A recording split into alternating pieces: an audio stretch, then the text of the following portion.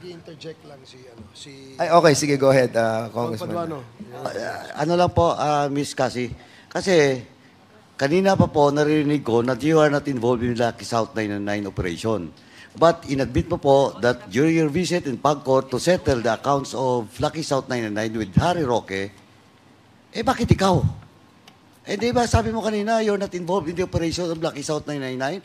Then, all of a sudden, you represent Lucky South 999 sa Pagcor na alam mo, pogong pinag-usapan doon, not the sublease agreement, not the sale of the property in which ang claim mo is real property lang kayo.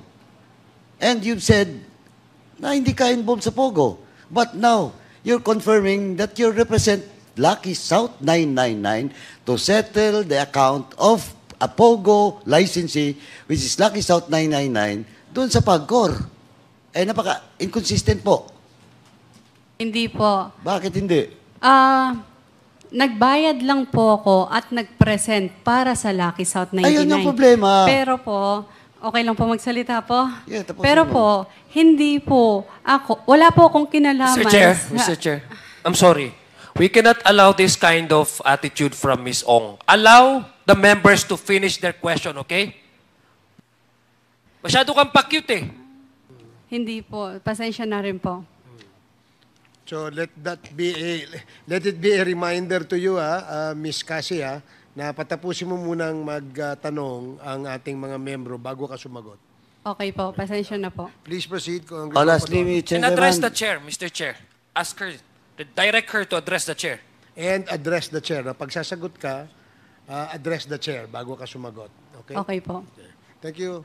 Thank you, Chairman. Let it be put on record that Cassie Ong is lying because inconsistent po yung sinasabi niya kanina.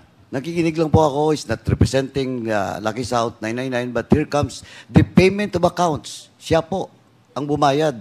Kahit sabihin mo pa po, hindi mo pera from Chen, but still, you represent Lucky South 99 in Pagcor to settle that account. The next to interpolate is Congressman Keith Flores. You are recognized. Thank you, Mr. Chair. Ms. Casiong, I just want to be clarified on certain matters, specifically about Whirlwind and Lucky South 99. You testified earlier that you are 50% owner of Whirlwind Corporation. Tama po ba? 58 po, Mr. Chair. 58%. Okay, ang 58% na to, how much po ang binigay nyo or binayad nyo for the shares of stock representing 58% of Whirlwind Corporation? Mr. Chair, pwedeng hindi ko po sagutin yan. At bakit naman po? For privacy lang po. Well, you know, you have to understand that Whirlwind Corporation is involved in a very serious investigation with regards to the Pogo incident. Tama po ba, di ba? And that's why we want to find out also, since you are the majority stockholder, how much you put into that corporation. And that's why I think the question is also important for you to answer. Pasensya na po. I invoke. Pasensya na po, Mr. Chair. Sige, sige po. I'll let it go for the meantime. No? Pabalikan ko yan. Now, ang Whirlwind naman po ang may-ari ng mga buildings in that Pogo Hub. Tama? Yes po, yung Kayo po ang buildings nagpagawa, no? Kasi? Kami Ang po. Whirlwind ang nagpa-construct Whirlwind ng po, opo. structures na yun. Now, in the construction of these buildings, na numbering about 45 buildings, no? How much ang nagastos ng Whirlwind Corporation?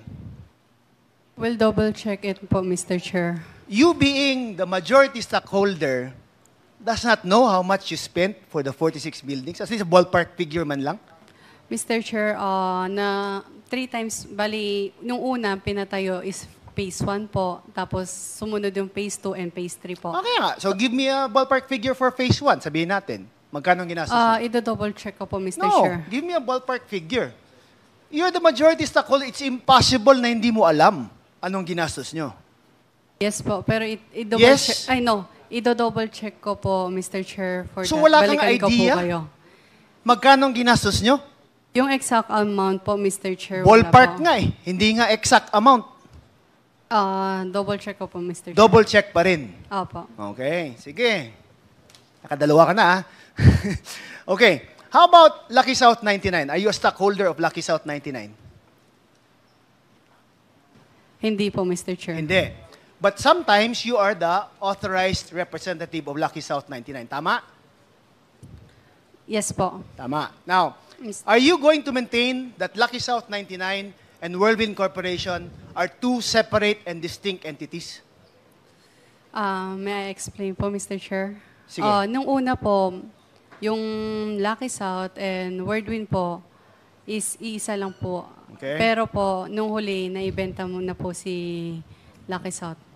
And when did that happen, Ms. Ong? Last year po. Last year lang nabenta. Apa. So from 2019 to 2023, they were one and the same.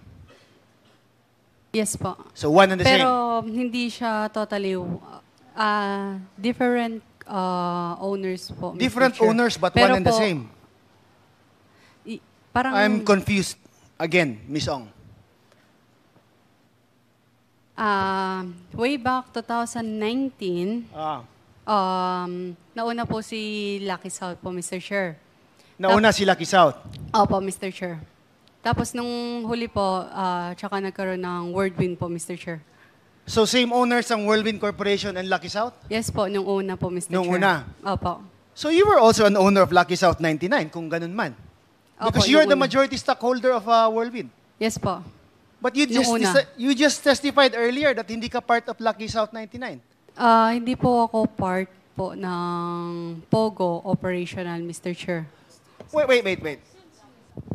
Hinihiwalay mo ang Lucky South 99 sa Pogo Operations? Ano? Kasi Mr. Chair, si Lucky South, pinaparental lang po talaga niya sa mga POGO po.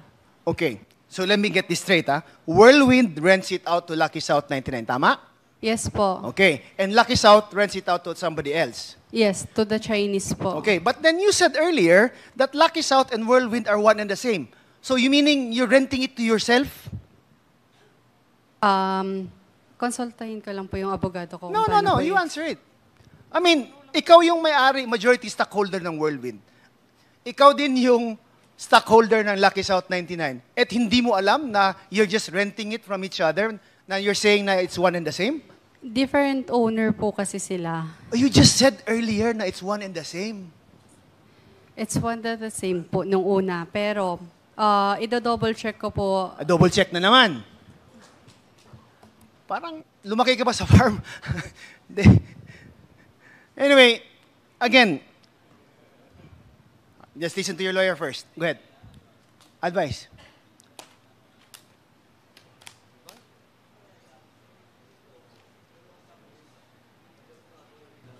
Point of order, Mr. Chair. Is the lawyer advising the speaker, or is he dictating the answers? The lawyer is just advising his client of her rights, Your Honor. So please do not coach your client, only advise her of her rights.